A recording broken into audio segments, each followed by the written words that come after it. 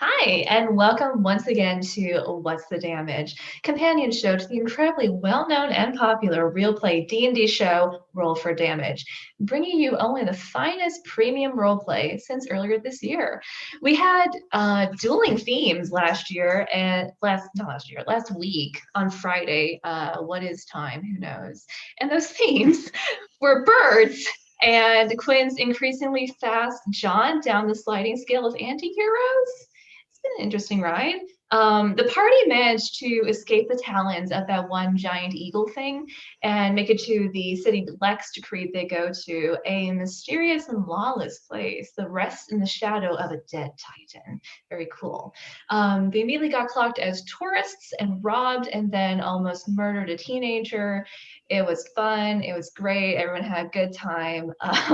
We'll be interrogating the characters today and looking inward towards our own crumbling moral compasses regarding the events of last episode. All of that happening right now. As always, stick around after the stream for links and resources. Please vote next week if you haven't already and are not prevented from doing so by powers outside of your control, like disenfranchisement, age, or not being American. RIP. I'm your host, Truth Venson, and this is What's the Damage.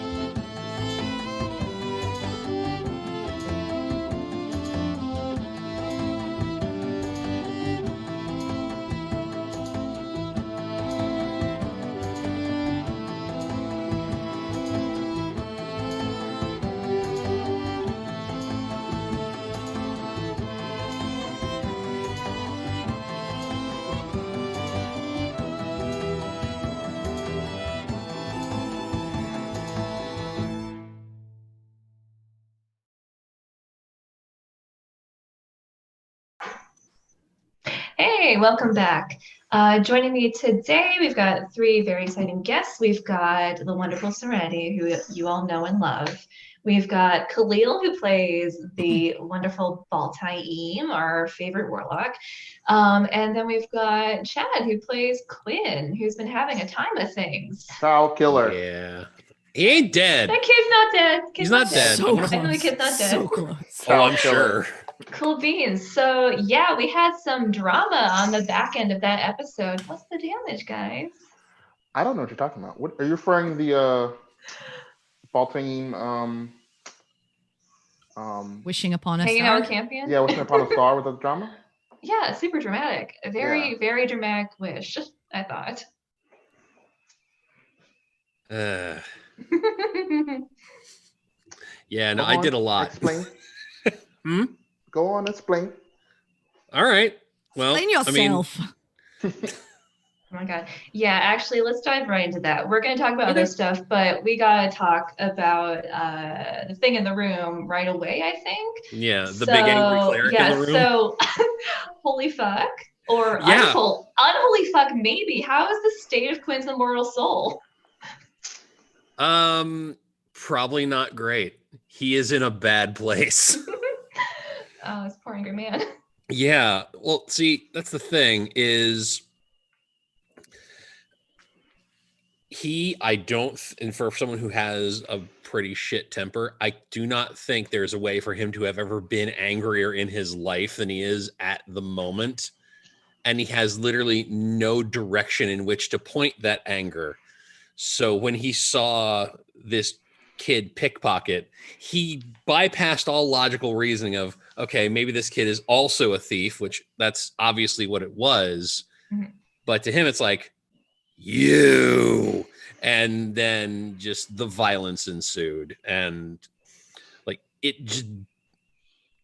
just went from there. I'm like, this feels wrong, but this is the thing he would be doing. So I got to ride this fucking train straight to hell.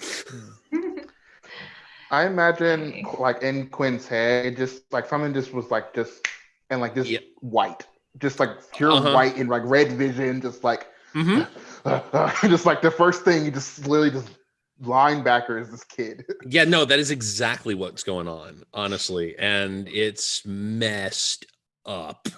So Yeah, it was yeah, very close. I will say, like, as a DM, for anyone out there, this is one of those situations where you kind of have to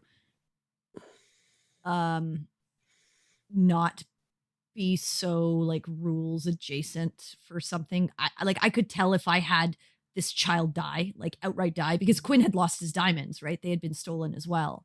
And if I had made this child like a 1 hit point commoner, and it was, it wouldn't be fun for the players. Like, I want to give them the ability to have these moments of like story driven understanding for their characters, but not to just like ruin a campaign for them. Cause like I could feel that would be like spiraling down a really bad road. So he did like knock this kid out and they had to heal him.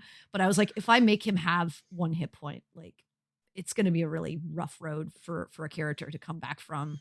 And so I would just say, like, if you have a situation like that as a DM, give yourself a little bit of leeway to like mold the situation as you see fit, because you can kind of tell with your players which direction you want a campaign to go. And that's a tough one. Like killing a child is really hard. Yeah, turning your cleric into a child murderer is the best way to make sure that you just don't have a cleric anymore, because either his god is going to get really mad at him. Been child manslaughter, you know. Dope death cleric now, you know. I mean, he'd have to find a new deity. He just but go full 180. He's like, all right, now I guess this is what I am now. I just I have to say I am a fan of negative character development. I think it's interesting, but doesn't always function well within a party.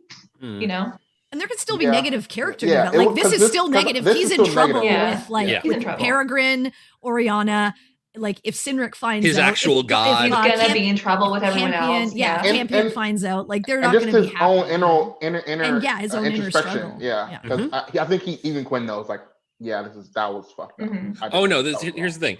In the moment, Quinn wasn't thinking about anything other than this person may or may not have wronged me, and I feel the need to inflict immediate violence. Yep. And in the moment, he did not think whether or not it was right or wrong. Literally, the second after he did it, the back of his mind started kicking the rational brain of, oh, you stupid son of a bitch. And he is well aware that what he did is terrible. And he is, figuring out ways he can make amends for all that. That being said, he's still a stubborn jackass. And if certain members of the party come at him again, he's going to come right back with the same amount of vitriol that they give. So it's going to be interesting to see how this plays out. Yeah. It's interesting in a city with so much going on. Yeah. You still got to get your stuff back. Yeah, because Quinn can't leave town without this shit. So if it involves him walking street by street, catching locate object every single day in a grid pattern until he finds it, then that's just what happens. And y'all can go on, but he's going to live there for a while. Man, imagine. So has Quinn had an alignment shift, or are you like right on the cusp? I have not, but Melora is not pleased, probably. To me, I was like outside, not talking to DM or chat about this. It felt like watch what you're doing. Like, that is exactly what it was. I actually had a conversation with Chad afterwards, and I said, you are on the cusp. Like that, I was debating. I was debating, but I said, I think the symbol cracking is a good enough kind of, it was a good enough understanding of like, watch your step. Like, hey, bro. Because one time as a character doing something bad or evil, at one time as a character is like, that's not like the alignment is like something you do over a period of time. It's not one bad decision. It's a so doing one thing is like, okay, that was just a mistake. And I felt like that was like, that's a mistake. Understand that that's a mistake. keep going down this road, it might be a different Yeah. thing. Yeah. But like, Might that's become a not who you habit. are. Yeah. Like, had there been an alignment shift, I would have fought a little bit, because that's for a single rash action that didn't actually result in someone's death. I would say, like, I mean, okay, I get this is the path, like this is the beginning of a bad path, and if he keeps going, then fuck yeah, let's do this, see where it goes. Had the kid died, then no, absolutely, that would have been like, I would not even quibble one bit of like, yeah, okay, he's chaotic. What now? Chaotic neutral. Yeah. Hey. Yeah, he's no, it's definitely more of just like a, hey, you still can make a lot of, like, just because you're walking down a path with me does not mean you cannot make bad choice. You still have free will, and your free will can get you in a lot of trouble. And if you make those choices, don't expect for me to kind of like stand behind you all the way. Yeah. If they don't align with my tenets, right? Right. And yeah, the thing I'm kind of hoping they'll come out of this is, I want, for character reasons, I want for the idiot to get his head out of his ass as far as just, making rash decisions based entirely on how angry he is. And if everything works out with this might be the thing that does it.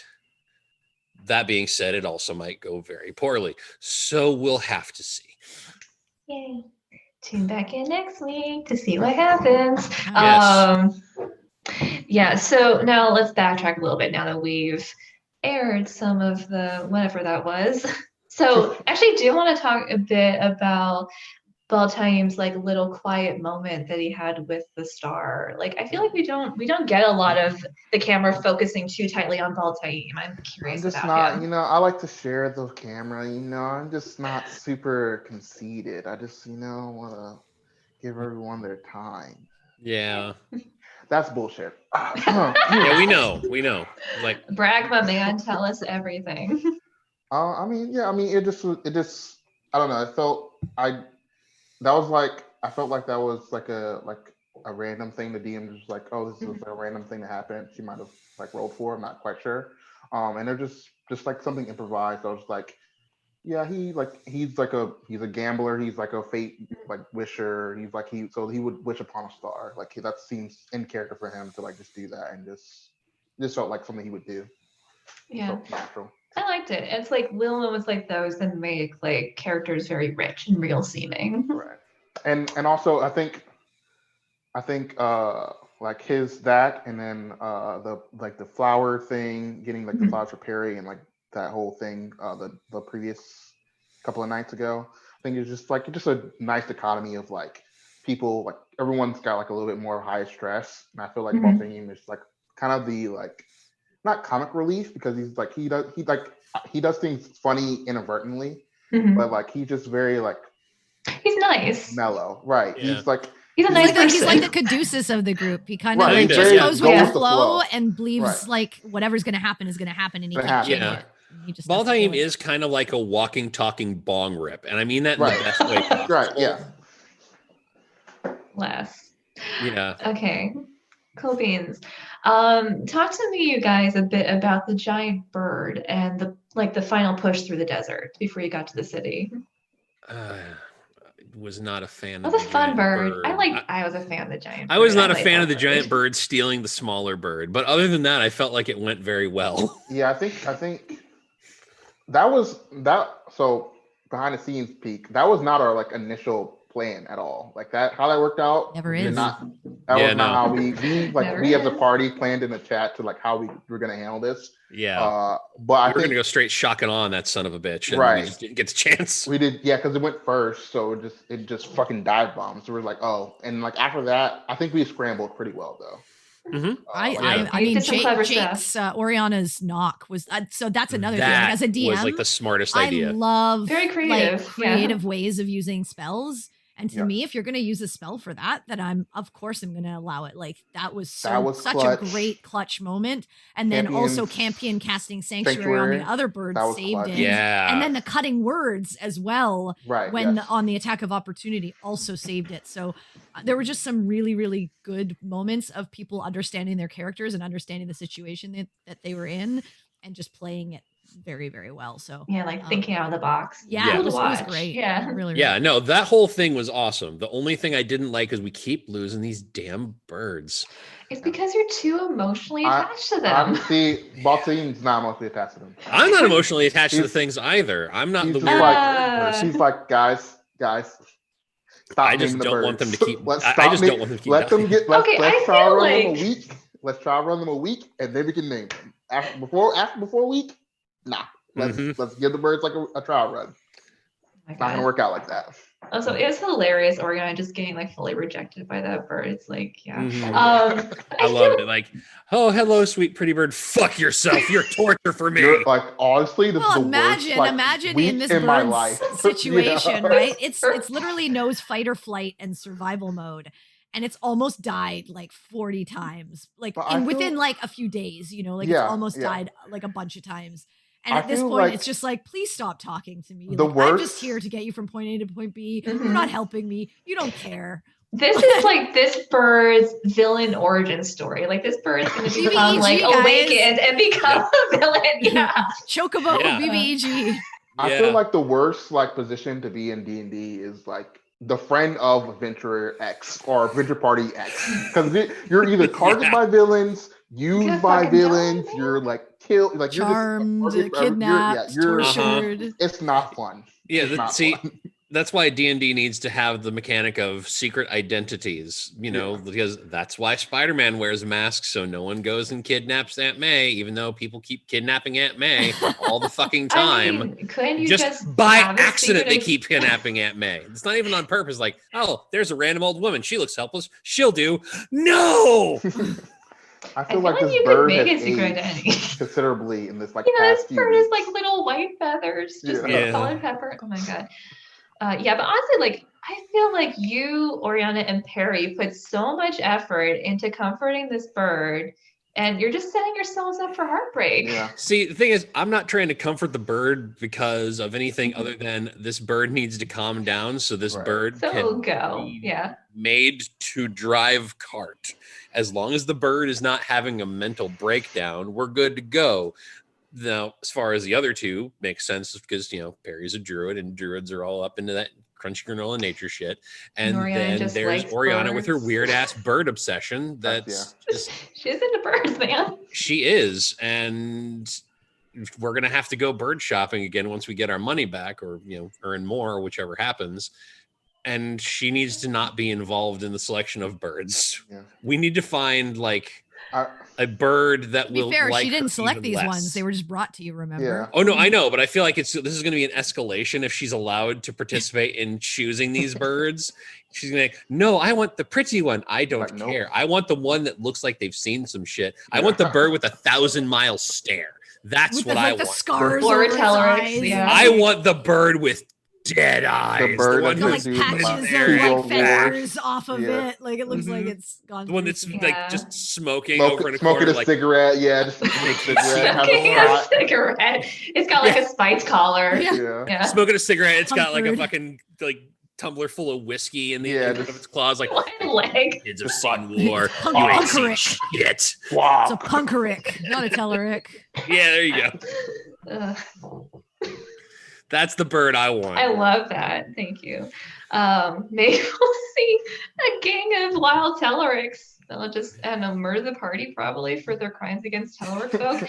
Oh my god, imagine I had that happen, like a wild herd come across the desert and just like overtake the cart. Oh man. Oh, that'd be so if fun. that's how Oriana dies, I think that would be perfect. That'd be dies by death by Tellerick.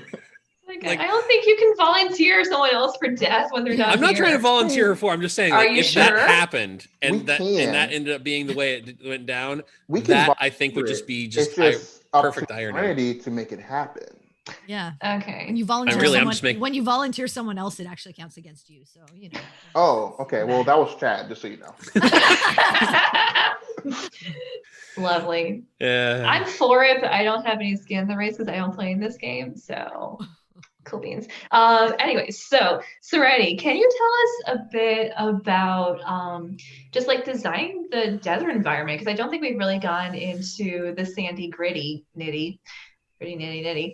So like obviously there are monsters, but the main struggles have been like the heat and resource management. So can you talk a bit about just like creating this environment and knowing how it would like affect play?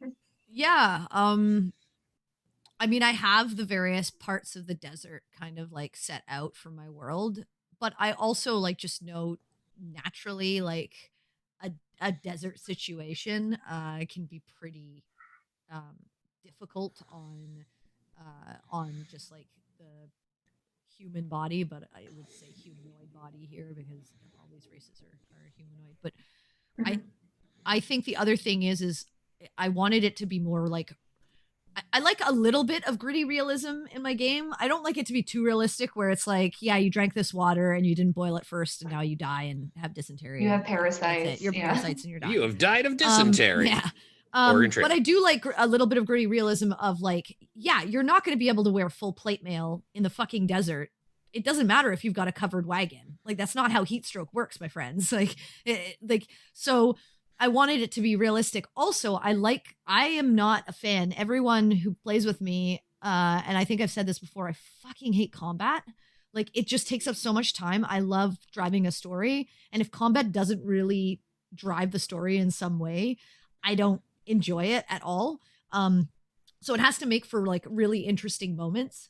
One of the things like Caleel was just saying, like, oh, I think like Serenity rolled for it. No, I don't roll for anything. I just make it up on the fly if it will fit the story. And so like that rock coming down was just like, yeah, they're gonna hunt in this area, and if they go towards this place, it would be an interesting sort of challenge because I didn't expect them to have to fight. I knew they weren't going to outright fight this thing. Like that just wasn't going to work out in their favor if they did. Nope.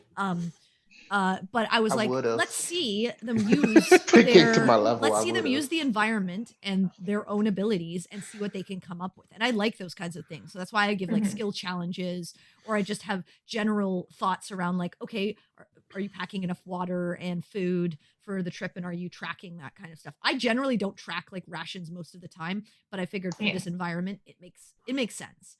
And so I like to have that because it makes it seem like there is still a clock on the players in terms of, or on the group in terms of what are you conserving, and if you're not, how are you keeping yourselves like afloat in this environment? And then when you get to the next town, are you thinking about like restocking and doing that kind of stuff? So it's more just creating an environment that you know is not conducive to like society and to like normal travel, and it's not comfortable. And it's a generally like this, it's called the Cursed Wasteland for a reason, and I wanted it to feel like this is a cursed place. It is not fun being here. This is, people don't live out here, this is why. And hopefully the players have understood this is why it's a bad place to live. It's a hostile environment. Well, yeah, it sucks. Yeah. We will not be vacationing here again. You The sure? Cursed Wasteland will be getting a So bad warm. Yelp. The Riftimar, though. Riftimar's pretty dope. The Kinda Cursed lit. Wasteland, though, bad Not Yelp lit. review. No. TripAdvisor is going to hear from us. One One out of star. 5 thumbs. Would not recommend. No. Awesome. Yeah, so you did make it through and did get eaten by a bird. You ended up in a cool little town. I assume Quinn doesn't. A cool little quaint town full of friendly faces and nice establishments where you can relax. Yeah, so I assume Quinn doesn't have a lot of experience with like this kind of or any kind of place outside of home and what you've experienced so far. Yep. But I think Beltane has traveled a bit, right? Does he have any kind of experience with the sort of like more frontier, lawless town like this one? I mean, he lives across the way from Dash and like has heard about Dash. He also kind of lived on the streets a little bit as a kid. Nothing like Dobby or anything like that. More like beggar orphan type of thing. So he's like aware like there are shady people. There are people that try to steal things. People that will like try to pull one over on you. And I think he understands like this is like he understands like what this would be like, how like he can kind of make a front a little bit. He's not like super intelligent or like perceptive, so he might not understand it like while it's going on, but he understands the concept of what a front is. Like he has some street smarts. Right, he has some street smarts. He is just not he's not as shrewd as say like a Dobby would be as to like no, fuck you. Like get like back the fuck away. Stab. He's not, yeah. Oh, Dobby. He would have been right at home. I think the other thing for Baltime is he's never been about money or like values, really. So yeah, even being stolen from, it's not like unless care. he need it for something specifically that is something different, he wouldn't like literally like if he got robbed. I have 1 gold because I spend my money either to give to people or for whatever. And if I had more, he probably would be like, I guess I can make more. Like, money. Yeah, it's like, okay. He's more goals oriented. Yeah. He understands like, oh, like Quinn needs money, or like, well, so-and-so needs money. Quinn needs like, people need possessions. You know what I'm saying? Like, yeah, you need possessions, and I understand you like getting your possessions. So he like wouldn't be like cool if like, oh no, you're stealing diamonds from Quinn. No, fuck you, give me those back. Like he needs these. We need those for reasons. Right. Yeah. We need those to make sure people don't die. Hey, might be you. Okay. Yeah. Cool beans. Sorry. So, Serenity, I think you did mention on stream that this was not exactly how you expected things to go. So, what did you expect the party to do with the whole pickpocket thread? Yeah, so I was like, okay, the way that this is going, depending on, first of all, one, I didn't even know if that event was going to go off. I had warned them like 4 times how bad this city was. And literally they all walked into the crowd, and not a single one of them until after I had the perception check happen was like, I hold on to my bag, or like Baltime was like, I'm watching Oriana, but it was like but you were already in the crowd, and he's like the worst perceptive of all of the people. Yeah, so I was like, okay. But not a single one of them were like, I shove my pouch like into or I keep my hand on it. So I was like, okay, this is the perfect opportunity. So that was the first thing. I wasn't even sure if that was going to happen, but I was like, okay, if this happens, I have to have a way for the group to not just be floundering out of nowhere. So the first thing I did was I rolled for the people who were actually stealing.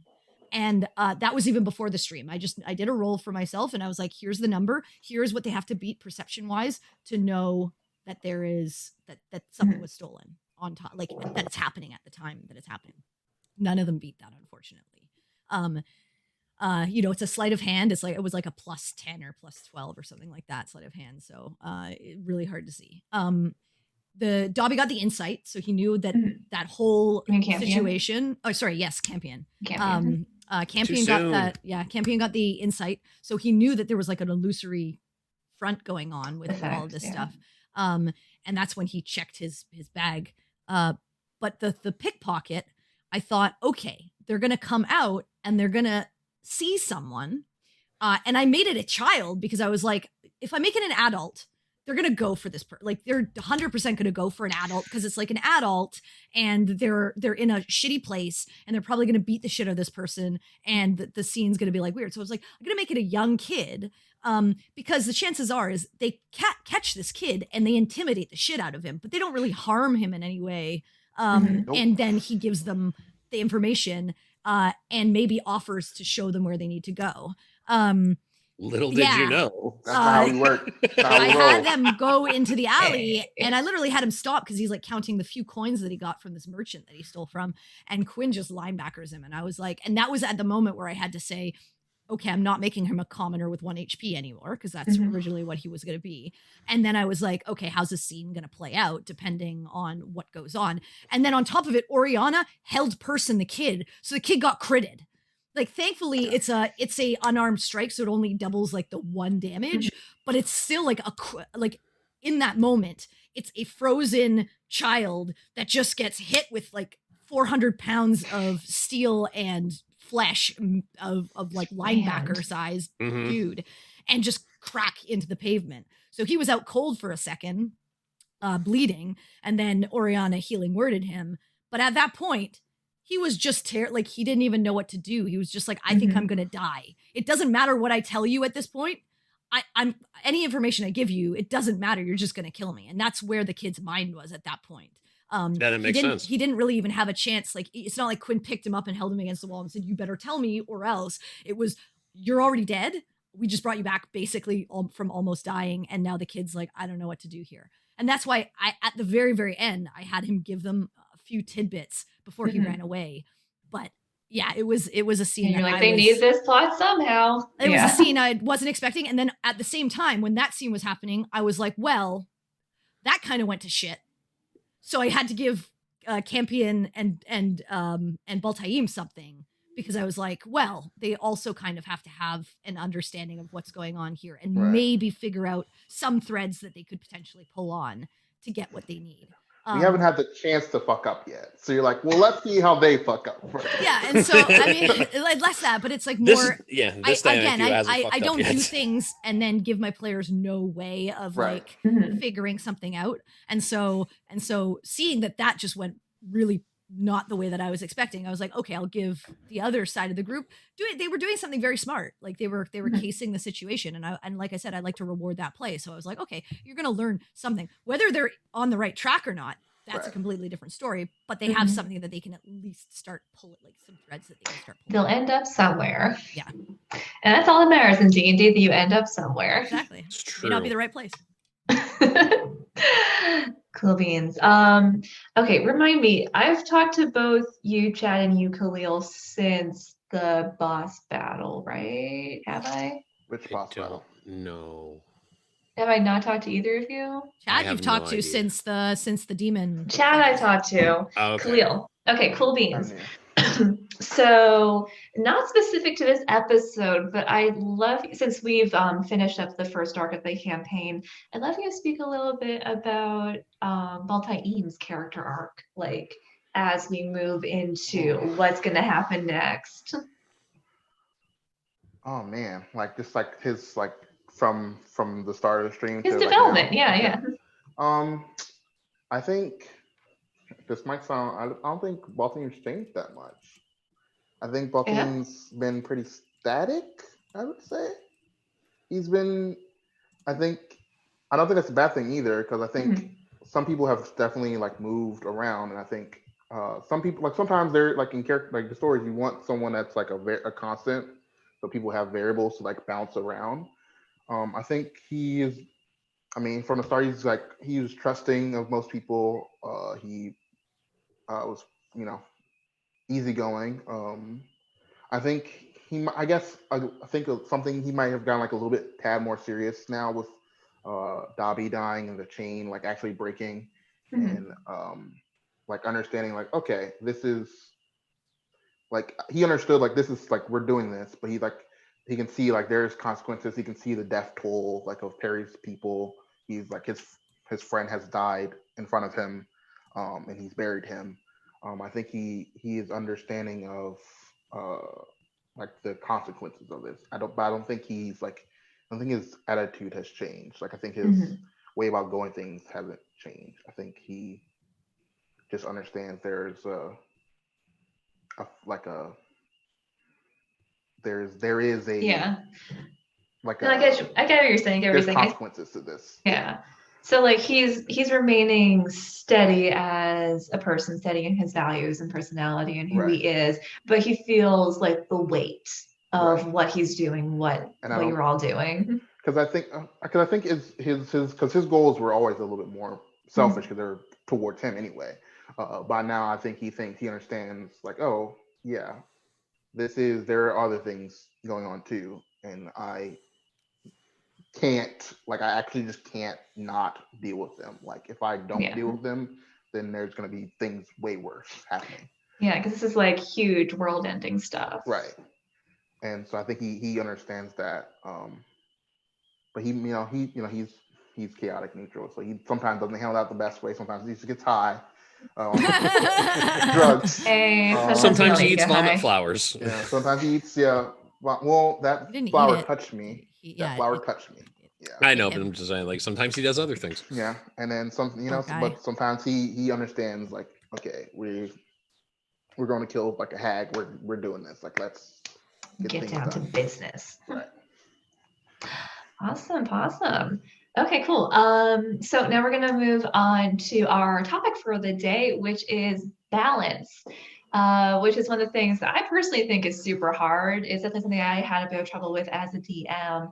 And I think a good place to start is we're going to like talk about balance both in terms of combat, which is where the term usually gets used, and in terms of like other aspects of D&D, which I think is something that's not explored as much, but we're going to start with combat because it's hard. So let's start with what is a balanced combat exactly? I've heard it say that a well-balanced battle will make the party feel like they're about to TPK, but leave them alive usually. Do you agree with that, or is that your idea of what balance is? A different concept? No. I think something a little ways back from that, because the party shouldn't feel like they could all die if they should feel like they will all die if they fuck up royally. But I feel like a balanced encounter should just feel like this is challenging and this is something that will make you think and make you examine how you're going to try and take this thing apart, and not something where the second that you see the monster, like, oh shit, well, we're all gonna fucking die.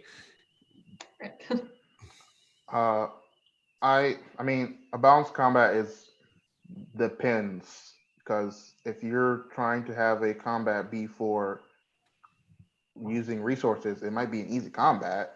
They might go through it pretty easily, but you might have your wizard cast 3 spells, your bard use their bardic inspiration, so and so and so and so. That may have been easy, but if you have like 2 more combats and like 1 more is also easy, but it's also to use resources, and your boss battle is to be like difficult, that's what I think like depends, because sometimes you can have like 1 combat and it can be TPK kind of, but like if they're going in with like all their stuff, then most times, unless you're like just fucking your players over with like some fucking high CR creature, they're gonna have all their stuff and they're most likely not gonna die. So I think balance is it's less about the CR, because I think CR is kind of bullshit.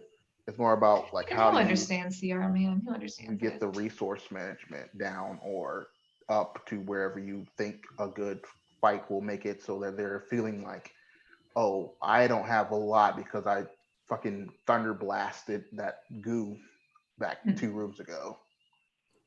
So that's why I think. But yeah, I agree with Caleel. I think it depends on the situation. I mean, obviously you make combat for what you think your players can deal with, but for me, I don't like combat that is dependent on a roll of the dice so much. Like there's an element of like luck and what the dice are going to do for you in D&D. Like that's always going to be the case. But I don't want the players winning or losing based on whether the boss fails a wisdom save on that 1 spell. And then if they don't, it's like a win or lose situation. I do like making combats that are like tailored to the players, the characters that they've made. I generally try to find things that can be affected by the multitude of classes that the players have chosen to make and their specialties. And I like making them kind of think about resource management, but also like what are they going to use in this moment. And one of the things that that these guys have been learning is like running at a problem and just firing off your like 3rd level spells and doing a bunch of damage is not necessarily always the right way. Like sometimes these guys are meaty and like your 3rd level spell, yeah, great, you did a whole bunch of damage to them, and now they're going to damage you right back with 4 attacks. So like, is that the best use of your resources? Do you want to just run in and strike, or do you want to use some strategy around placement? Do you want to set up the battlefield a little bit better? Do you want to use tactics? Do you want to try and let a couple of people sneak in first and spread out? Like, how do you want to deal with this? And that's kind of how I like to make combat, because I also like running, like I run dumb beast enemies sometimes, and those are mostly like the non-boss stuff. But for bosses, I like to make like really intelligent foes. And so they're not just going to go rushing at 6 people and be like, okay, I'm just going to strike you all and jump into you as a group. They're going to be smart about it and be like, okay, I'm going to like split you up, or I'm going to corral you into one zone and like fireball you or something like that. And I think making the players also think in that way and forcing them to kind of use their brains rather than just like, I'm a super powerful wizard, disintegrate. Okay, battle's over. Meh. It's not fun to me. That's not challenging, and that doesn't really allow them to use their full range of abilities. And also it doesn't force them to like think about what spells they should take for, delving into this next dungeon and stuff like that. So yeah, I think balance is like getting the players to really understand their characters, to be honest. That's balance for me. And like a perfect example of that was like that Ruins of like Darkness little with rain dungeon crawl. We have like the goose and the gelatin cube, and then the boss.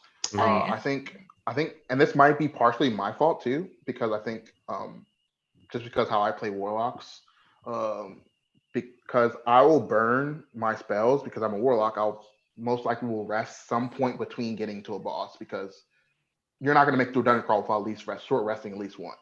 So I'll burn my spells when I feel like, oh yeah, sure, fuck it. And I feel like that just kind of like, I'll do some big spell, and I think some of the other players will just like, oh yeah, let's just fucking use a big spell. And then like they'll just fucking cast something. I'm like, wait, but you don't get. Hey, you can't. You're not responsible for the other players. Yeah, I know, but I just feel like I'll do something like Thunderstep, and they're like, yeah. I want a Thunderstep. That sounds fun. I also Fireball. want to Thunderstep. I'm like, wait, no, don't do that. Save your stuff. No, it's just for me. I have different spells than you. Awesome. I think that's actually a really interesting way to define balance, Serenity. If you could draw back like the DM screen a little bit, could you give us some examples of like how you've tailored some of the combats we've seen in the past to the characters? Like what specifically? Yeah, I mean the ruins were a good one. It was like their first real major dungeon crawl, and I wanted to see how they could go about it. Like the oozes were one where they literally like ran in. They were like, shit. And then they kind of lost it a little bit, and they were like, we got to run away. And they started like running around the room to try and like fight. Well, these things are like coming at them. These things are super unintelligent. They're just looking to like latch onto something and eat it. And their plan was, we'll get down the next hallway and run into the next room, and hopefully they won't follow us. And I was just thinking like, thank God I didn't have a hallway there, because if I did, they would have run right into the gelatinous cube and then been pincered on both sides. And then even if they had taken out the gelatinous cube in a couple of hits or whatever, they would have run into the madness, and a couple of them would have been incapacitated for 10 minutes. So, and then they'd have oozes and stuff coming at them, and so this is like forces players to kind of think that fight was meant to tailor, that was actually perfect for Sinric, because he has Sentinel and the Polearm Master. So what I thought they would do is funnel back into the hallway that they came from. It was only large enough for one ooze to get in at a time. Sinric to use his Polearm Master to stop them, and they wouldn't have been able to move forward. And then the spellcasters to spell blast them a few times through the round before it came back around to Sinric's turn again. And by that time, one ooze would be gone, and then the next one would start to walk up again, and Sinric would do the same thing. And it would have been like this bottleneck of killing them. And so I try to tailor stuff in that regard. The boss was also one where it was meant to see like what spells. I honestly thought Perry was going to cast Conjure Animals to just give the boss, like, even if they were like CR 1/4 creatures, like 8 wolves, he's got to waste 3 attacks a turn to just get rid of the wolves. And there is always the chance that he nat ones on an attack and waste every turn counts. Yeah. Right? So there are opportunities for all of them to kind of like use their abilities to kind of figure out how to play the battlefield to their advantage. The Rock was another one where I knew what spells each of them had chosen for the day, and I knew what they had, and I was like, there are multiple ways that they could actually make this work. And so I try to do that to force the players to kind of think about like, what do I actually have? beyond just like my sacred flame or my spiritual weapon or my guiding bolt or my, you know, thorn whip or my dissonant whispers that like always hurts bosses and things like that. What other inventive ways can I be utility as a character? And I like forcing them to kind of like think about their characters in that way. Rather than just like rushing at something. I know Sinrek unfortunately is in the position of the barb, so he doesn't get as many opportunities. He is about attacking, but I do try to also give him opportunities to kind of like I said, like bottleneck and things like that, and use his abilities to like protect the party. Oh, Mr. Yo-Yo, we love him. Cool. So, to what degree would you all say that balance is kind of a matter of player and DM preference? Because like it sort of depends on what kind of game you're playing, because like not everyone's, some people are going to want like really intense battles all the time, especially if you're doing more of a dungeon crawl type campaign. Some people are more focused on role play and puzzles and things like that, like for this campaign, and some do a mix. Like, to what degree is this a malleable concept? I mean, I think it has to be at, I would say, like at like a basic level, you know, in general, because like there's just some things that you can't be like there, like a boss battle has to be challenging, or it wouldn't be a boss battle. You know what I mean? Like it'd just be like another combat. Like if you're like BBEG at the end of the game, just like you're level Rolls over and 12. dies. Yeah. Like, well, I mean, like everyone could die. That's like, but like that's like this is the end of the game. Like it should be the stakes of you could die or like you could win.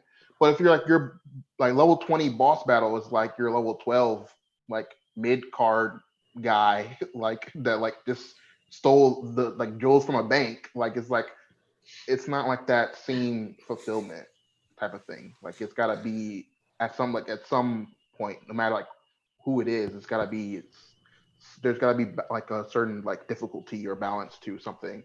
But it should depend on like who you are, like for like lesser things. It should depend on who like you're playing with, because like some like, you know, if I had Serenity in my like in my game, and like other people that didn't like combat, like that they're just like combat for no reason. Like there's sometimes that there's just combat for like if you're on a road, there's sometimes bandits just like rob you for no reason. So like I wouldn't want to draw that out and like make it like you're about to TPK at level 6 because some bandits, they're like fucking like magical swords and stuff, and like they like just like they're just OP for no reason. They're really strong like, bandits. They're really strong bandits, man. Yeah, the bandits, they're bandits. So like it might be 2 rounds and you're done, and like you're like, okay, we killed bandits and like we're done with this, and we can move on to something like story based. So like it is a little bit malleable, but some things like have to be more challenging for sure, because they just have to be. Yeah, the bandits should not be the D&D power equivalent of anime gang members. Right, the ones who all have like, everyone has weird different hair and weird different outfits. There's no like uniform. Like super they all have, You literally name each one. They have like an actual name. They're not unnamed NPC. They're like, yeah, exactly. I mean, but also they're part of the plot now. Also whenever whenever you said that the BBEG would be just a guy who stole jewels from a bank, I cannot get out of my head a picture of a guy wearing a black and white striped shirt with the domino mask tied around, carrying a bag with a dollar sign on it, and a bunch of adventurers come on this guy in a dungeon. He's like, "Cheese it, the fuzz!" and just starts running away. The Hamburglar. oh my God. Yeah. The BBEG is a hamburger. I'd be really into that. Rabble. I'd be very into that personally. You know what? I wouldn't mind it. McDonald's space D&D He's game. secretly like a level 18 wizard. Yeah. Oh, he's actually a lich. He makes burgers disappear. Underneath that hat, he's a lich. I think you need to. I think you balance things based on your players, though. Like, and like balance doesn't necessarily mean like scales of fairness necessarily. Like, there are battles that these guys could potentially find themselves in that are very one-sided, both on their side where they could just steamroll over it, depending, like with a child, or like with a child, or against someone that they really didn't expect to be all powerful, and they make the wrong move or say the wrong thing, and they find that out. Yep. You know, so I think it's dependent on, it's something to talk with your players about and understand like what they're looking for in a game. Some people are like super hardcore raw, like D&D is about like dungeon delving and combat, and I want to feel like I have to be really smart about every combat and conserve my stuff, and I'm only going to get like one short rest, you know, in between, or I might have to take 3 short rests this whole time, so I got to conserve like what hit dice I even use and where I position my, like some people love that, and that's where their brain is. And other people are like, well, combat makes sense, but it makes sense, like I want to know that this combat ties somewhere else into the story, or it has some purpose other than just for me to like run into something and waste 2 hours going turn by turn for 6 players, stabbing a spider or something. Yeah. And then it's all done. So I think it really depends on who you're playing with and what they're looking for, and then just the gravity of a situation, and making and understanding like where the players are and what they're doing. And just not being like every battle has to like waste all their resources, or every battle has to feel like a boss battle. That's not how it should be. Yeah, I think it does like tie into play style, which was one of our old topics. Check out the archives on YouTube if you haven't seen that one. Episode 7. Was it? Do you I know just she pulled remember? that. No. Okay, it might have been. I don't know. I pulled that straight I up. mean, if we want to know, I can find out. But I mean, I literally have the doc open right now. I could look, but I'm not going to. So I can respect that choice. Cool beans. So I think to some degree, balance is kind of a guesstimate on the part of the DM. Like you learn to get a feel for your players, what they can handle, what you think they should be able to handle.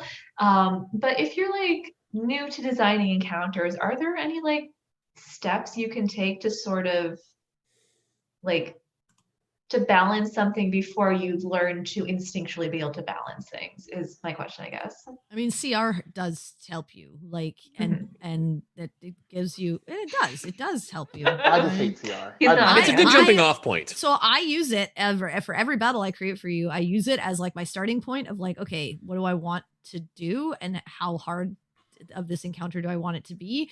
And then I use my like knowledge of like how many magic weapons I've given you all and like what things you have, and then I like either up it or lower it depending. But I think that does help. I think the other thing for people to know is like, even if you make a really unbalanced encounter, you're the DM. Like you can scale it. You can you can fudge, but also in the moment you can scale a creature back. You can lessen its HP. You can lessen its to hit or its DC for its abilities or the damage that it deals. So like, even if you accidentally feel like, oh shit, like the first hit like half the party's HP and they're gonna die, and this is like a fight on the road where they run into like a gorgon or something like that, and it's like, I wasn't expecting this. You can take that moment to like just to rebalance things in the midst of it. You have that ability as a DM, and so it's your story to tell, and it's up to you on how you want to play that moment and what stakes you want to make that encounter have. And so I would just say, like, that's the fun of D&D, is like you can kind of mold it to your will a little bit as a DM, and give your players a chance to sort of get out of a sticky situation if they find themselves in one. Yeah, luckily the DM screen is opaque, so no one will ever know if you're just like, oh, actually this werewolf has half the hit points that I originally thought it did. That's cool. That's fine. Go guys, have fun. You're so tough. You're so good. You're doing such a good job. Yeah. Okay. So let's take some time to talk about balance in terms of not combat. So like balance in terms of the kinds of encounters your players come up against, environments, puzzles, mysteries, even RP encounters can they all add up to a campaign. So how do you make those kinds of things fun and engaging? Because I think that's another aspect of balance, one that doesn't get talked about quite as much because it's less mechanical. But I feel that type of balance is way more easier. Yeah, because that's just all preference at the table. Okay, because for a RP or a puzzle balance, or a mystery balance, you just add more pieces or people that will give you clues to either skew or help. You can determine it because it's just you can just improv Joe on the street, oh yeah, I did see a robber going down the left path, left street, and into that. But in combat, you're you're like, oh, this monster is actually OP. like yeah, you can't scale it down, but it's like, oh well, it's like, a little harder to on the spot right. in something like combat where it's a structured thing of first this, then this, then this, then this, then this. Meanwhile, if you're just doing complete freeform, RP time, then all of a sudden, oh yeah, no, I saw him. He went that way, Or you might like, oh well, this is the room of Robert. He probably might have like a secret compartment somewhere in his room. If someone rolls high on a perception check, I would have been planning for, but he might have left a note or dropped a note when he left or some blah blah blah type of thing, Yeah, and there are some things where like. And this is just for me, sometimes it works best for me personally whenever I'm trying to figure out what exactly to do with a group if they're going into a certain setting. If there's nothing that I need to happen there, I just have a loose idea of what I would like them to accomplish or get. Like I did a thing literally on Monday where the party went to a burned out mansion in a game I run for actually 2 of these people. I had literally nothing planned. I made it all up as I went. Every single thing that happened, I made up off the top of my head because I didn't know where you were going to go. I didn't know what you were going to look for. I didn't know anything about how you're going to try to tackle this thing.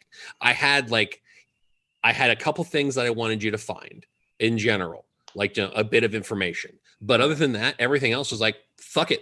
I want to see what happens. I'm going to reward good decisions and I'm going to punish bad decisions, like trying to cartwheel downstairs without seeing if they're trapped. And then, spoilers, guess who that was? Able to Google really fast. And like for puzzles, like I think I was on the puzzle episode for What the Damage. Check that out on our Twitch. Or YouTube or the podcast. I think it's on YouTube now. I think it's too old to be on Twitch. And I think I said on that one that I usually make a puzzle and then I figure out how I would like solve it. And right. then, you're saying you let the players make it. But if they make a idea that I'm like, oh, I didn't think about that, but that would solve, like, it's basically the same like solution. So it's like, yeah, that would work, sure. And it's like, it's balancing because it's not like you have to do this, this, and this. You can do this, skip that part, do this, and then still get the puzzle, right? Because you just thought of a different way to do it. Which is like, oh, yeah, sure. So go ahead. No, go ahead. Go ahead, Trish. No, I was going to say real quick, that is a fun bit of cheating that you can do as a DM. If you know you have a creative party, you can just make up a puzzle and not have a solution and then be like, yeah, you figured it out when they come with something cool. So I was just going to say, I actually disagree with balancing RP is easier than counters. For me, I have 6 people at a table, and I need to make sure that every single one of them has a moment in a game. And I need to make sure that they each feel like they are an integral part of that world.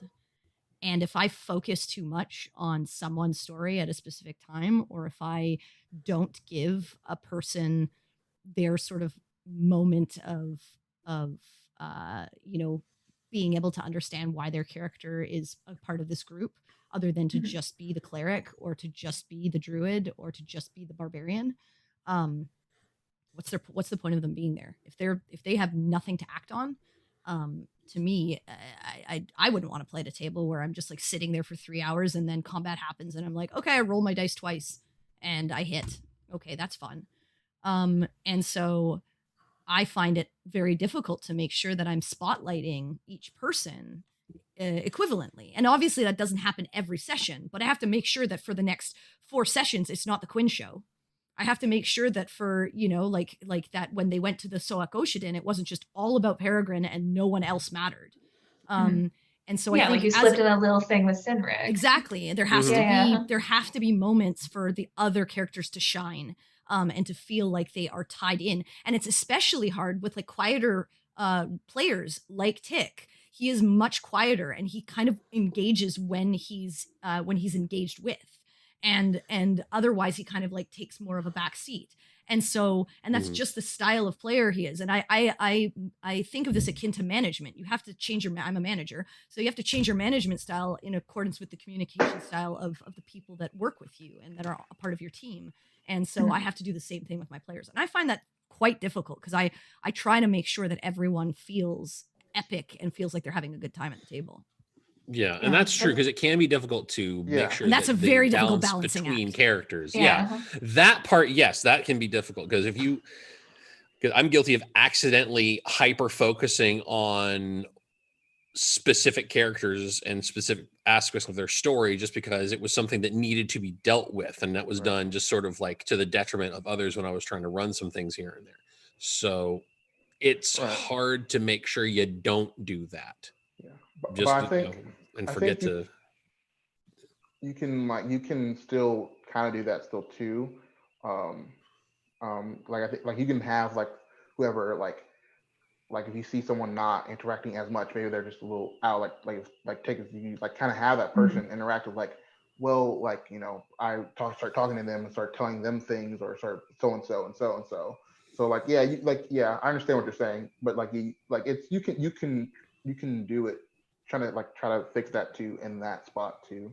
Yeah, I agree. It's just I find it's a difficult act to balance, especially with 6 players at a table. Like the larger your group gets, the harder it gets, right? Because if your session's only 4 hours, and if combat takes up an hour and a half of that, you know, like so it's trying to just work that in and make sure everyone feels like they have a moment where they definitely more manageable with a smaller group. That's true.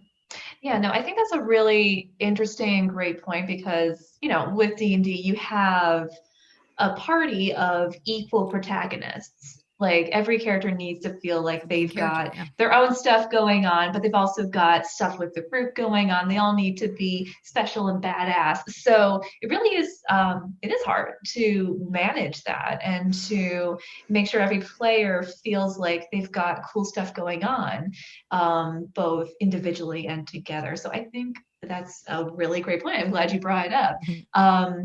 And it's also like one of the aspects of balance which doesn't get talked about very often because, like, you know, I think a lot of people do have the impression that RP is easier than other aspects of D&D, but that's not necessarily true.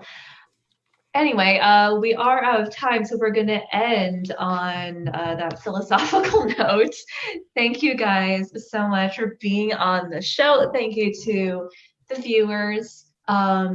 There's no What's the Damage next week because it is election day. Pray for us. Pray for us. Please. Poor sinners.